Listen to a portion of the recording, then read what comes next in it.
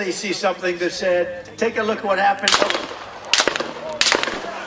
Snipers were on a roof nearby as a would-be assassin fired at former President Trump. Videos of the snipers online have people chiming in on the incident and the response. A former military and police sniper is here with his take on what happened and what it's like to protect a president. When a 20-year-old man climbed onto a roof last Saturday with an AR-15 in Butler County, Pennsylvania, he was able to do so with Secret Service, local law enforcement, and trained snipers nearby. Thomas Crooks, who's been described as a loner by former high school classmates, was seen on the roof before firing his shots.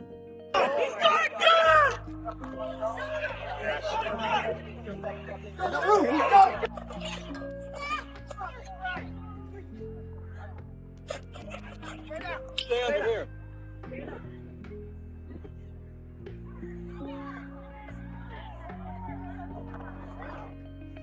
He's on top of the roof. Don't go over there. He's on the roof, buddy.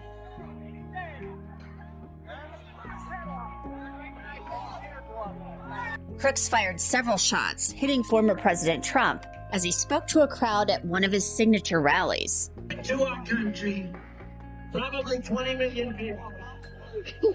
And you know, that's a little bit old, that chart. That chart's a couple of months old, and if you want to really see something that said, take a look at what happened.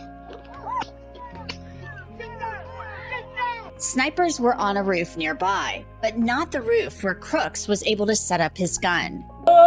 And you know, that's a little bit old, that chart. That chart's a couple of months old, and if you want to really see something that said, take a look at what happened. You can see the snipers react after they hear the shots. A sniper's bullets killed Crooks. Sadly, firefighter Corey Comparator was killed. He was at the rally with his family. Corey was a girl dad. Corey was a firefighter. Corey went to church every Sunday. Corey loved his community. And most especially, Corey loved his family. Corey was an avid supporter of the former president and was so excited to be there last night with him in the community.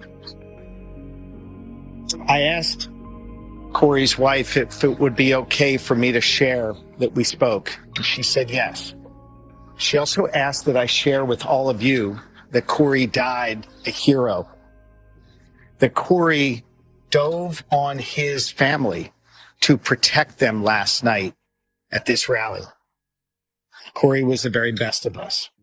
May his memory be a blessing. 2 other men were wounded, David Dutch and Jim Copenhaver. They are being treated in the hospital. Crooks was able to get onto the roof of the building where local police were staged inside. He was about 400 feet from the stage with a direct line of sight to the stage where Mr. Trump was speaking. The director of the Secret Service, Kim Cheadle, spoke to ABC News exclusively, calling the shooting unacceptable and saying it should never happen again.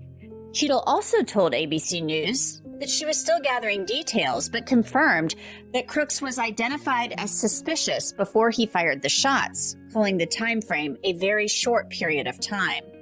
Cheadle offered this explanation for why agents weren't on the roof of the building. That building in particular has a sloped roof at its highest point.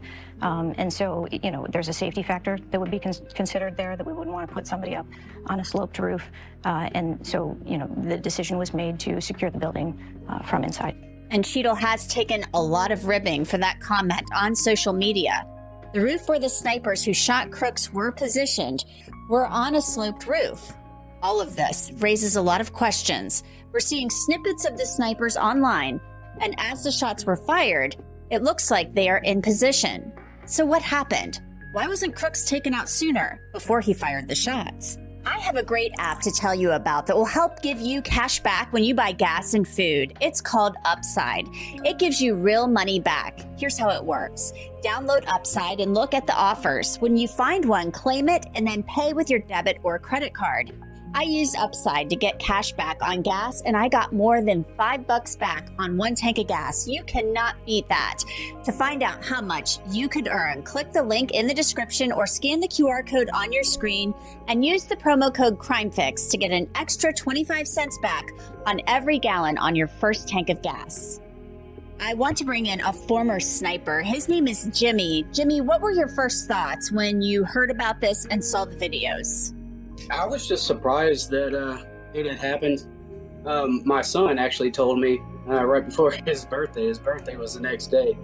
And when I heard about it, it wasn't surprising to a point of it actually happened. I was really happy that he was alive, though. When you saw the videos and the picture, you know, with social media, everybody can comment now on everything.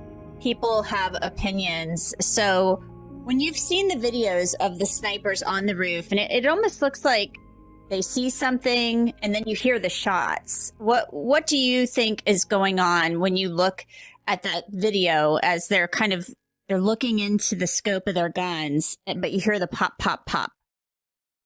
So I'll start from the beginning of because I've done that actual detail. I've done that for Biden, actually. When he was a vice president, I did that detail.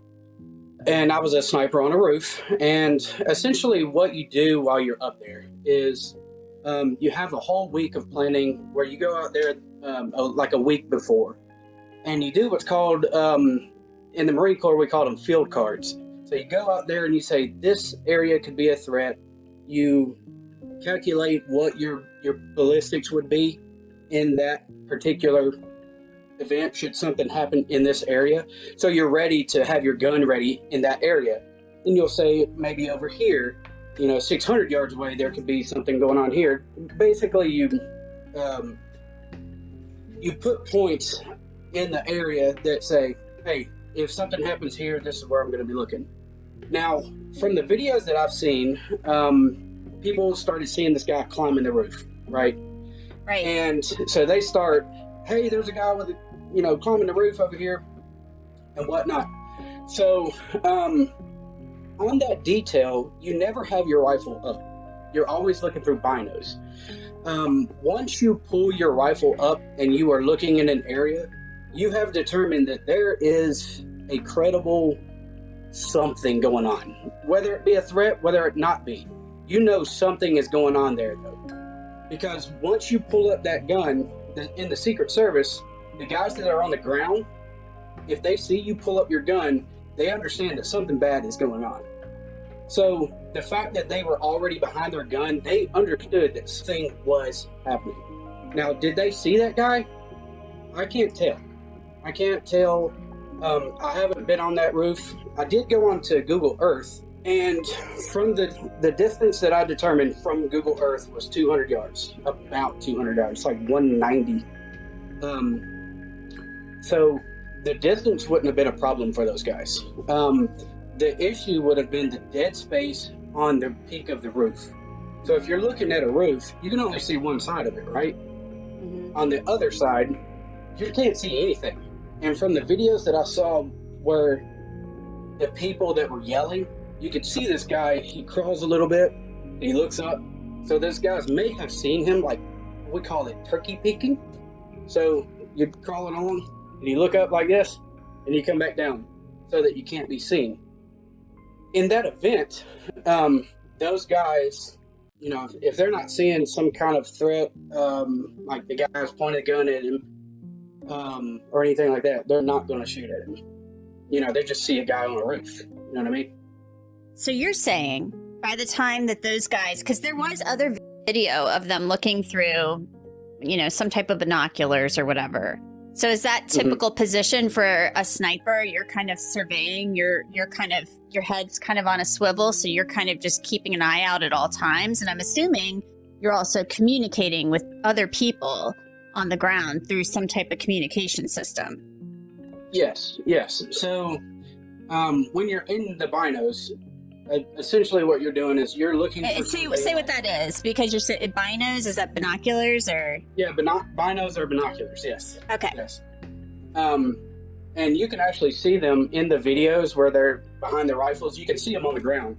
And like you said, I think it was about 7 minutes before everything happened, you can actually see those guys, and they are, in their binoculars looking for threats. So by the time they get down on their guns or, behind their guns and they're looking through the scope, you're saying they've already determined that there's some type of credible threat there, and they're lining up to take the shot, because it's not just like in the movies. I mean, I feel like when you see them in the movies, at least in a military type of situation, they're actually kind of setting up, and this isn't like a willy-nilly thing. You have to actually set the shot, make sure you've got it on your target, because you're shooting to kill. You're not shooting to miss.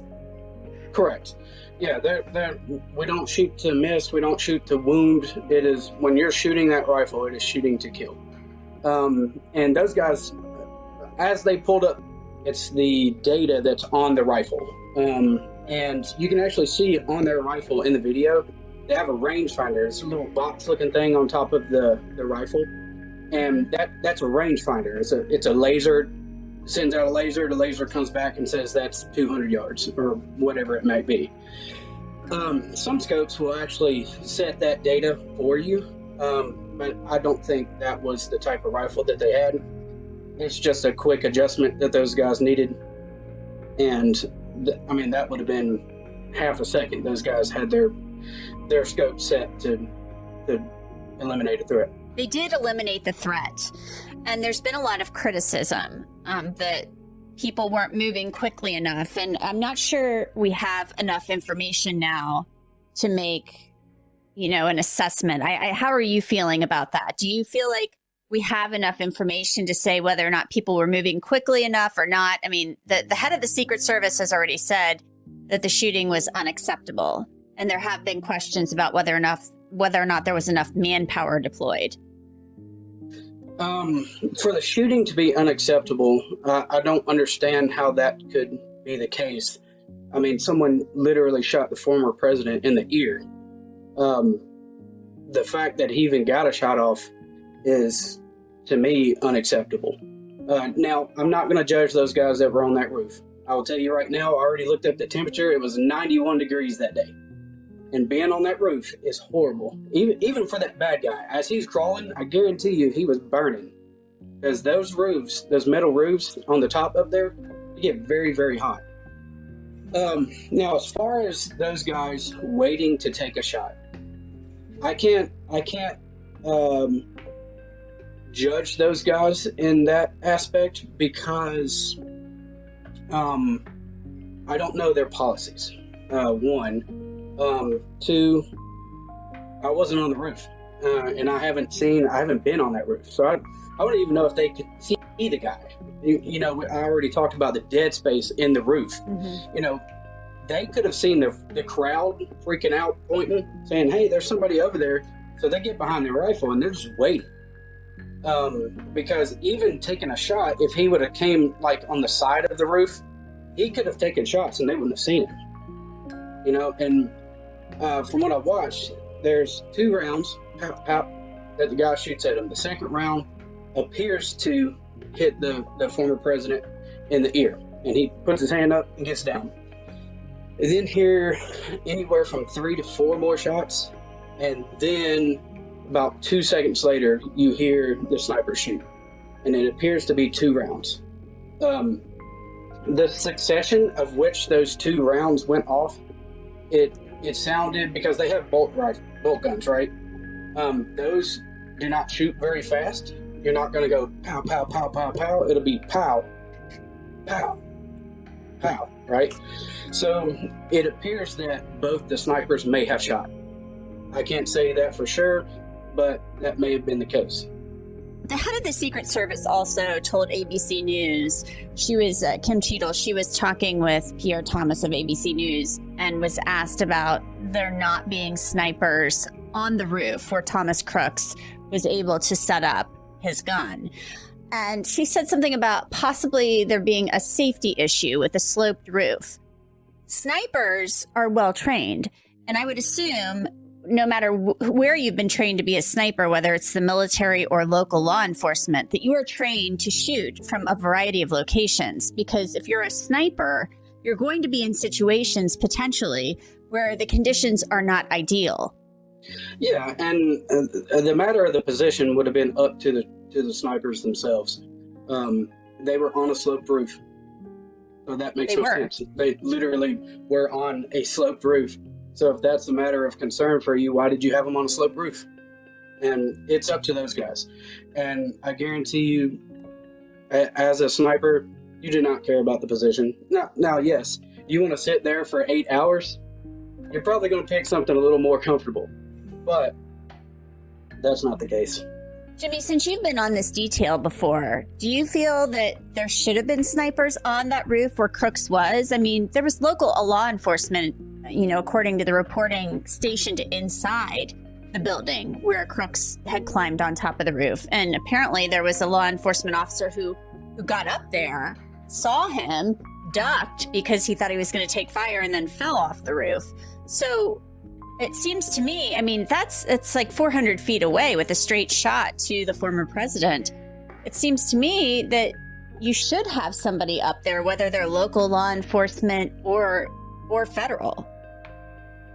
Yeah, the fact that building wasn't secured to a point where someone could crawl on top of it, that makes no sense to me.